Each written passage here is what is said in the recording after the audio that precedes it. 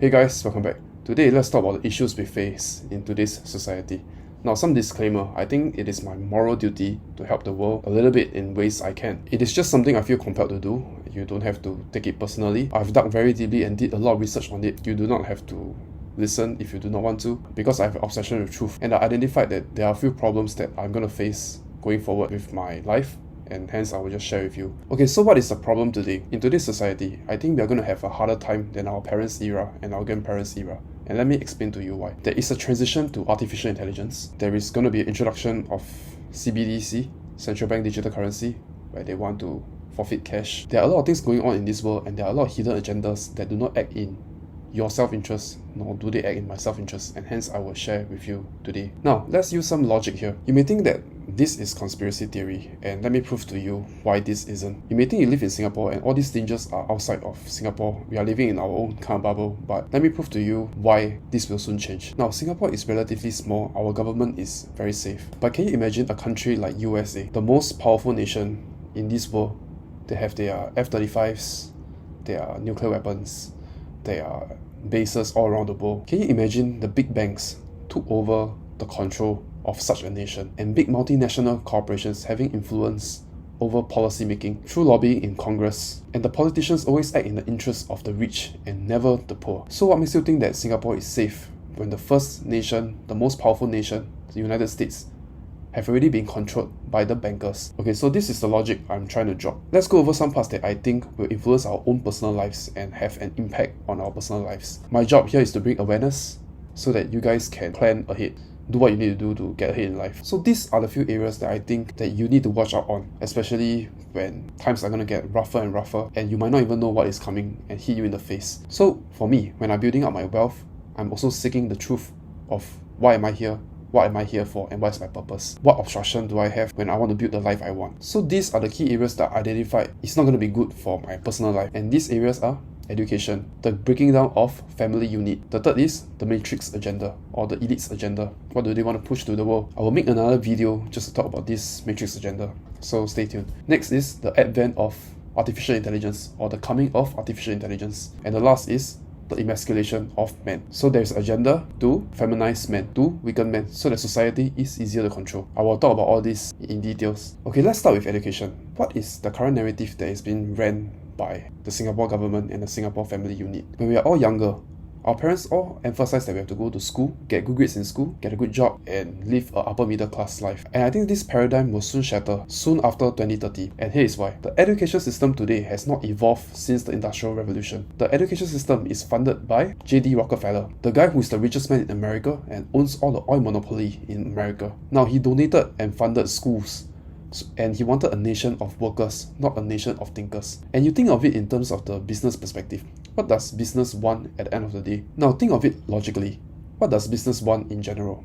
Business wants profit at the end of the day. In the Industrial Revolution, where there is machines helping us to produce more output, you will need workers to increase the production, and hence you increase the profits. So it is good to get the general population to get educated and have them working in different sectors and increasing the whole country's output, business profits. Now we have come to this stage where the introduction of AI have lowered the cost of business, lowered the cost of producing goods and services. They are soon going to get faster, cheaper, and better. They can be working 24/7 for the business. You do not need to give AI vacation. You do not need to give AI off days. And if you do a bit of read up and understand machine learning and neural networks and how things are progressing, you will realize the usefulness of AI is exponential, and they will soon replace everything. And there is this term called singularity. It is when artificial intelligence supersedes the whole human race intelligence. We will be left far behind because they can just reinvent themselves and get smarter and smarter and smarter, and we will just be stuck so far behind. Now you have to understand that the purpose of school is to really build out workers for businesses. And in the next 10 years,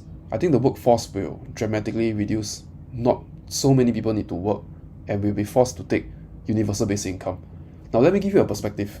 If I'm the business owner and I'm making so much profits because my expenses of using AI is so low, wouldn't I go to the government or go to the Congress and lobby and tell human to stay put at their home and don't come to work because I have to pay them so much more to work, it is affecting my profits? I will just tell the government to tax my profit and then use my profits to pay them universal basic income. Now, where does all this lead to?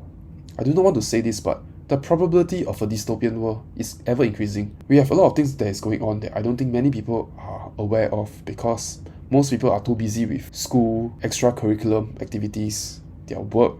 Everybody's too tired to think of anything. So my job here is to let you know, because I sit down and think a lot about this kind of stuff. And my job is to raise awareness to tell you guys that we are quite likely to be fucked. And this is why.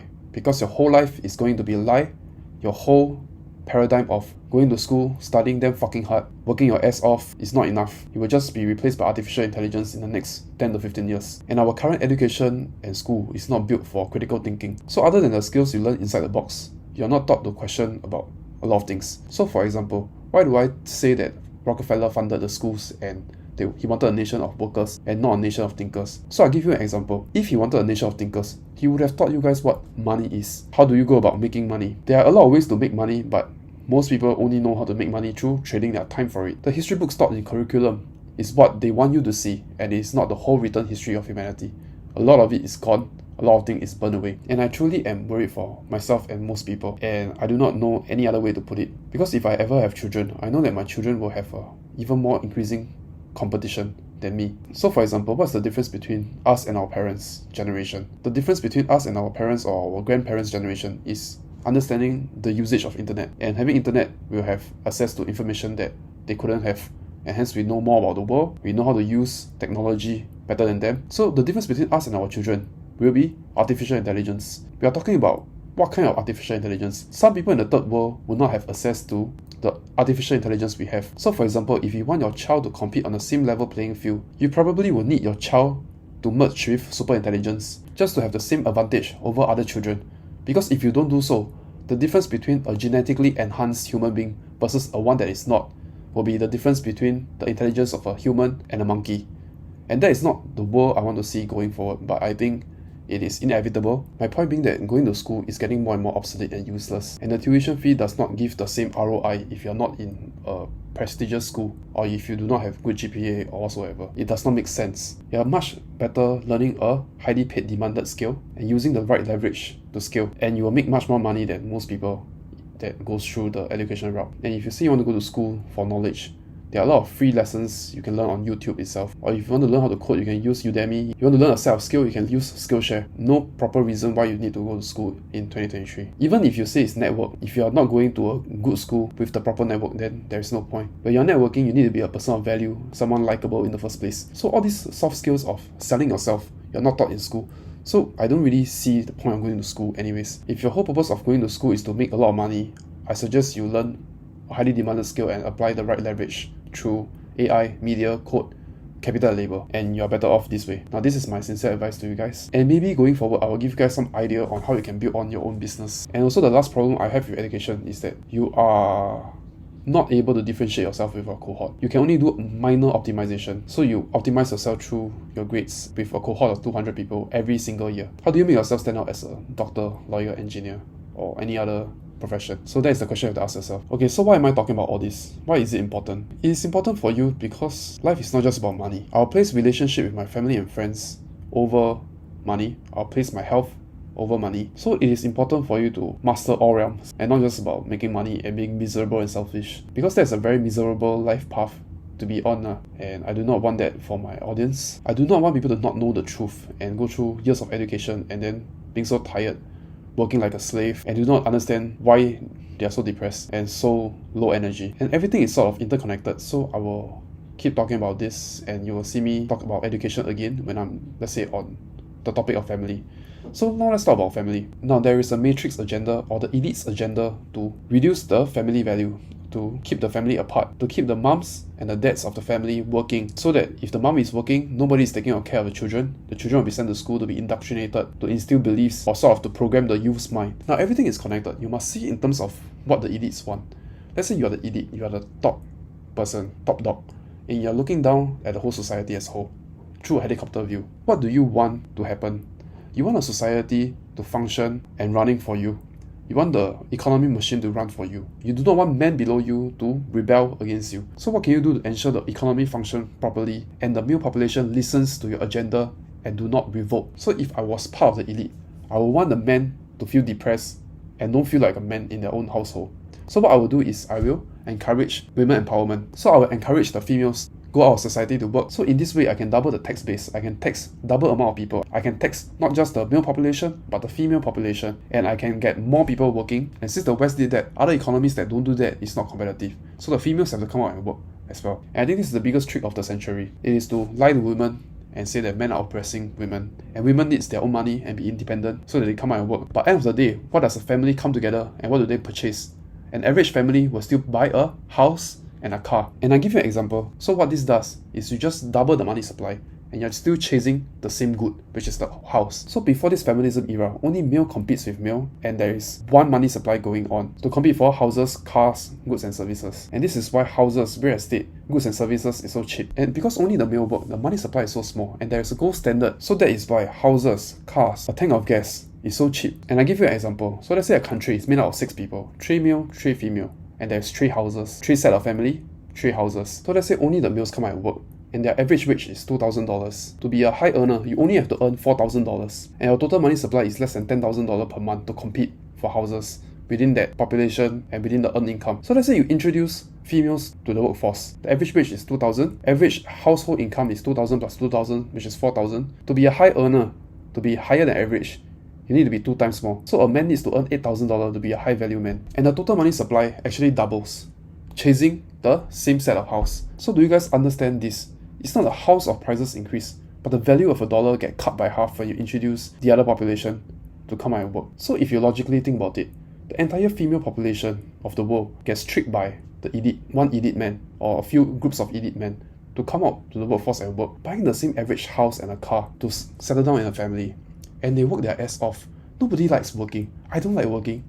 I'm sure my female counterparts don't like working. And I think it's just insane that nobody really knows why this happened, and nobody is questioning why this happened. Because at the end of the day, if you understood what the elites done in 1971, where they removed the gold standard, pegging the paper dollars to the amount of gold they have, so the amount of gold you have, you can only print a finite of paper reserve currency. So they detached the connection to this thing, and they took control of this printing, and they can print however much they want based on the faith of the US government. Do you understand how stupid this is? That the fact that the lives of your mother, your father, your siblings, your loved one, your partner, your wife, we are all being controlled by papers. This is a psychological thing. These papers control all our lives. And you go through your education to get educated, to not even know about this thing. Where they took control of the printing and just print and control our lives. They're just printing papers, and then we are redeeming the papers in exchange for food and shelter. So that is the fundamental problems of education itself. And if you go a bit deeper and you study what they're going to do next, is that they want to abolish this. They want to have a reset, a great reset, to introduce digital currency, central bank digital currency, so that the ones in charge will know how you spend your money and where you spend your money, and they will seek to abolish cash. And I do not know how that will play out, but I know it's definitely coming. And if you think about this feminism movement, it is not good for family and society, because the females have to bear the responsibility of bearing a child. They have to bear responsibilities of working and bringing in resource, same as their husband. And I can only say it's not good for the society. When the female have to bear so much responsibility, they will not want to have that many children, which are the next generation of people who demands the goods and services of the society. And I think this definitely indirectly affected and increased the divorce rate, because men do not feel like men. Women have to become part of men. Men have to become part of women because of equality. If you look at society at large, and what I have observed is that most men do not have the masculinity in them. They do not know that they should be responsible to take care of their women, want everything to be equal, and they act in very feminine way. Societal programming and equality that is being preached to the society. You can observe damn well what is going on in the West, especially when it comes to female sexual liberation, increased promiscuity. Almost every single female in the US has more than 20 body counts. And you can see the collapse of the West in real time. You can see that they are taking females out of the workforce, and then they are indoctrinating kids with LGBT, making kids gender fluid, having their own pronouns. And you can clearly see that there's an agenda to depopulate the world as a whole. If our kids in the next generation is more gender fluid, they will not make babies. The mothers are having lesser babies because of feminism. They will be reduced in population. And the elites are planning a lot of things that will affect our individual lives. And I'm just here to blow the horns, to sound it up, so that you guys know what is coming to smack your face. Okay, I think this video is too long. If you like a part 2 on this video, and for me to go more in depth and explain to you guys, just comment down below so that I know that you guys are interested in this type of content, so that I don't always have to stick to investment and options content. I can talk about business, I can talk about matrix movement. If you guys want to help me out, just like this video and help me subscribe to my channel. Thank you, and I'll see you next week.